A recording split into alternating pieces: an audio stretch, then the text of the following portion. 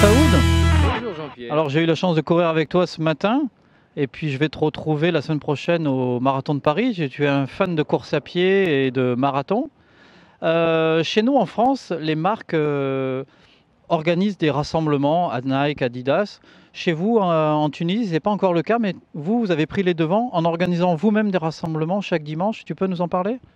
Tout d'abord, bienvenue Jean-Pierre en Tunisie. Je t'ai rencontré l'an dernier alors qu'on était en pleine course juste après les attentats et donc tu as couru pour soutenir la Tunisie. Donc je te remercie de prêter autant attention à ce pays et toi qui es un globe-trotteur. Donc ici en Tunisie, en fait, les grandes marques ne se sont pas encore implantées et n'organisent rien de tel que ce qui se passe à Paris, tout ce que fait Nike, Adidas et tout ça. Et donc nous, en fait, on fait ça eh bien, de façon amateur. Donc on est un groupe, on se rencontre une fois par semaine, globalement le dimanche très tôt.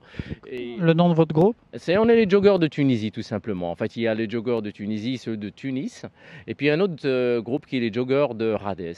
Et on s'invite les uns les autres et c'est une ambiance conviviale, amicale, où chacun court à son rythme, où on s'aide, on se donne des conseils, on échange les petites choses, les dernières choses sur la nutrition, les fractionnés, tout ça. Donc C'est ouvert à tous? c'est ouvert à tous et on essaye de développer en fait ça et de populariser la course à pied.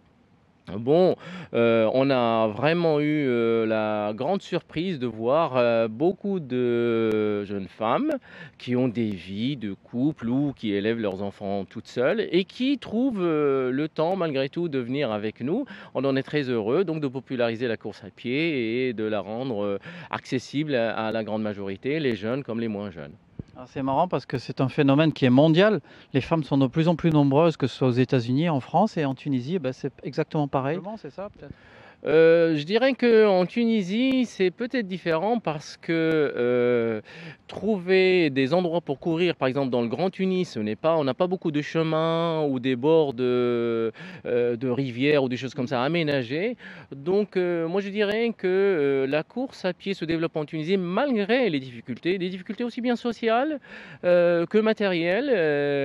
On va dire, par exemple, quand on court, on est moins protégé, par exemple, par tout simplement le comportement des automobilistes ou des choses comme ça.